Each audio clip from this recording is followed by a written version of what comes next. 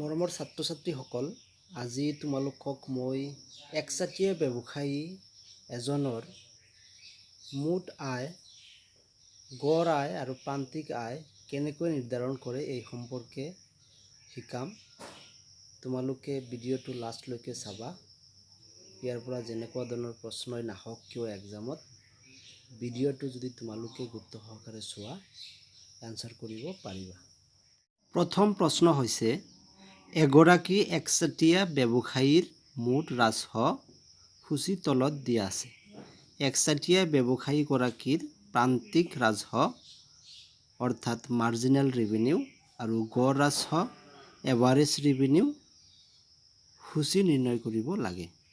একচাটিয়া ব্যৱসায়ী এজনৰ total revenue ইয়াত দিয়া আছে।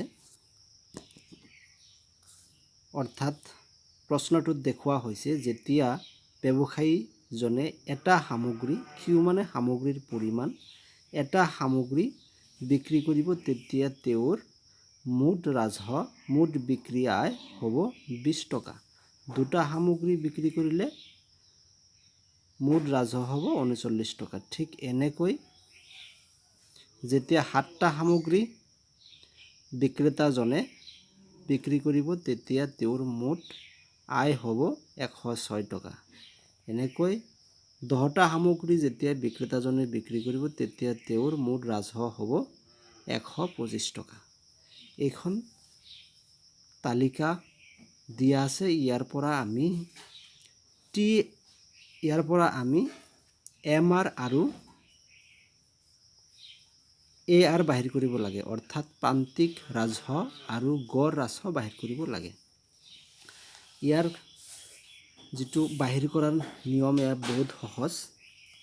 এইটো কিউ যিটো প্ৰশ্নত দিয়া আছিলে সেইটো আমি দিছোঁ, সামগ্ৰীৰ পৰিমাণ। এইটো TR যিটো প্ৰশ্নত দিয়া আছিলে আমি সেইটো ইয়াত লিখিছোঁ। কেৱল প্ৰশ্নটোত পথালিয়াকৈ দিয়া আছিলে, আমি ইয়াত উলম্বকৈ লিখিছোঁ। তাৰপিছত আমি MR বাহিৰ কৰিব ট্ৰাই কৰিছোঁ। MR একেবাৰে সহজ, প্ৰান্তিক ৰাজহ। প্ৰান্তিক মানে শেষ, মানে শেষ গোট সামগ্ৰী বিক্ৰী কৰি বিক্ৰেতাজনে যি ৰাজহ লাভ কৰে তাকে প্ৰান্তিক ৰাজহ বুলি কোৱা হয়। প্ৰথমতে বিক্ৰেতাজনে এটা সামগ্ৰী বিক্ৰী কৰিছে, বিক্ৰী কৰি তেওঁ ৰাজহ পাইছে 20 টকা। যেতিয়া বিক্ৰেতাজনে এটা সামগ্ৰী বিক্ৰী কৰিব, তেতিয়া তেওঁৰ এই সামগ্ৰীটোৱেই হ'ব প্ৰথম আৰু শেষ। গতিকে ইয়াত আহি তেওঁৰ প্ৰান্তিক ৰাজহ 20 টকাই থাকিব। তাৰপিছত যেতিয়া দুটা সামগ্ৰী বিক্ৰী কৰিব ব্যৱসায়ীজনে, তেতিয়া তেওঁৰ TR মুঠ ৰাজহ হ'ব 39 টকা। আৰু 39 টকা মুঠ ৰাজহ হোৱাৰ কাৰণে প্ৰান্তিক ৰাজহ হ'ব 19 টকা। কাৰণ যেতিয়া দুটা সামগ্ৰী বিক্ৰেতাজনে বিক্ৰী কৰিব, তেতিয়া তেওঁৰ শেষ গোট হ'ব 2 নম্বৰ গোটটো। 2 নম্বৰ গোটটো বিক্ৰী কৰাৰ কাৰণে বিক্ৰেতাজনৰ মুঠ ৰাজহত পৰিৱৰ্তন আহিছে 19 টকা। 20 আৰু 19 যোগ কৰিলে 39 হয়। অৰ্থাৎ দেখা গৈছে দ্বিতীয় গোট সামগ্ৰী বিক্ৰী কৰি বিক্ৰেতাজনে ৰাজহ পাইছে 19 টকা। সেইকাৰণে ইয়াত 19 টকা হ'ব প্ৰান্তিক ৰাজহ। তেতিয়া তাৰ পিছৰটোলৈ আহিছোঁ। ইয়াত 57 হৈছে মুঠ ৰাজহ। মুঠ ৰাজহ 57, ইয়াত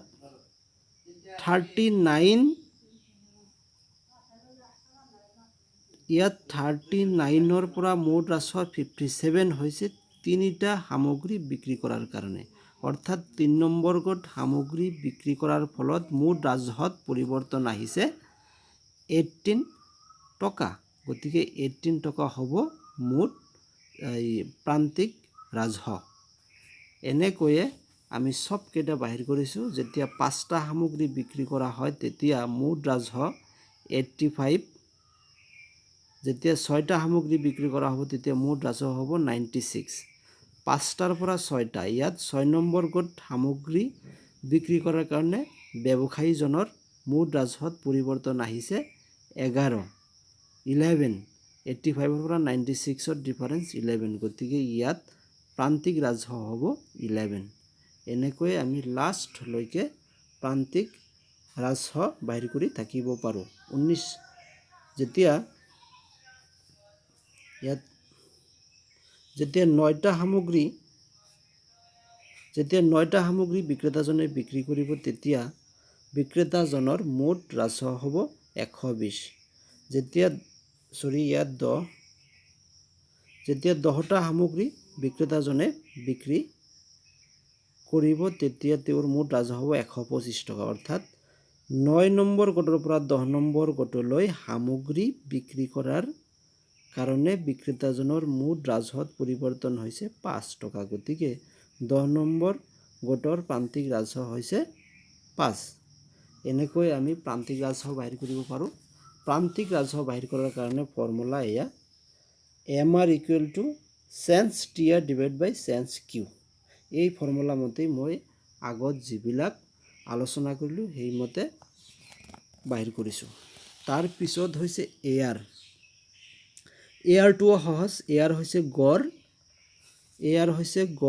ৰাজহ গড় আয় গড় ৰাজহ বাহিৰ কৰাৰ সূত্ৰটো হৈছে ইয়াত AR = TR / Q TRক মুঠ বিক্ৰী কৰা সামগ্ৰীৰ পৰিমাণেৰে ভাগ কৰিলে AR পোৱা যায় ইয়াতে চোৱা ইয়াতে TR আছে 20 TR আৰু Q আছে 1 20ক আমি 1ৰে হৰণ কৰিলে 20 ওলাব গতিকে ইয়াত AR 20 তাৰ পিছতটোত TR আছে 39ক Qৰ পৰিমাণ 2ৰে হৰণ কৰিলে আমি AR পাম 19.5 এনেকৈয়ে এইটো লাইনত আছে TR 72 আৰু Q আছে 4 গতিকে 72ক আমি 4ৰে হৰণ কৰিলে 18 পাম গতিকে 4টা সামগ্ৰী বিক্ৰী কৰাৰ সময়ত AR হ'ব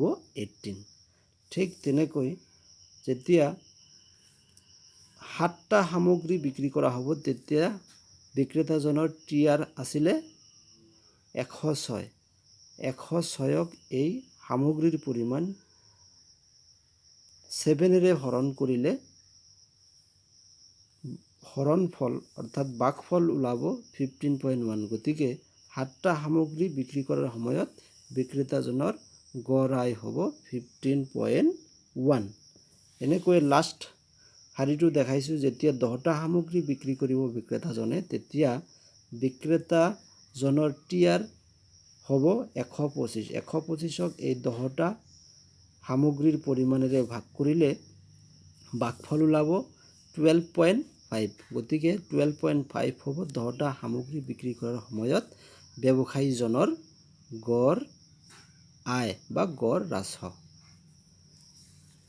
ইয়াৰ পিছত অন্য এটা প্ৰশ্নলৈ আহিছোঁ এই প্ৰশ্নটোও সহজ এগৰাকী একচাটিয়া ব্যৱসায়ীৰ গড় ৰাজহ কাৰ্য তলত দিয়া হৈছে গড় ৰাজহ ইয়াত Q আৰু AR দিয়া আছে ইয়াৰ পৰা আমি মুঠ ৰাজহ TR আৰু প্ৰান্তিক ৰাজহ নিৰ্ণয় কৰিব লাগে যেতিয়া AR দিয়া থাকিব তেতিয়াও আমি TR বাহিৰ কৰিব পাৰোঁ আৰু যেতিয়া AR দিয়া থাকিব তেতিয়া TR বাহিৰ কৰাৰ ফৰ্মুলা এয়া Q পূৰণ AR = TR Q পূৰণ AR মানে গড় ৰাজহ আৰু সামগ্ৰীৰ পৰিমাণেৰে পূৰণ কৰিলে মুঠ ৰাজহ পোৱা যায় আৰু MRৰ ফৰ্মুলা অলৰেডি আমি পাইছোঁ MR = change TR / change Q change মানে কিমান পৰিৱৰ্তন হয়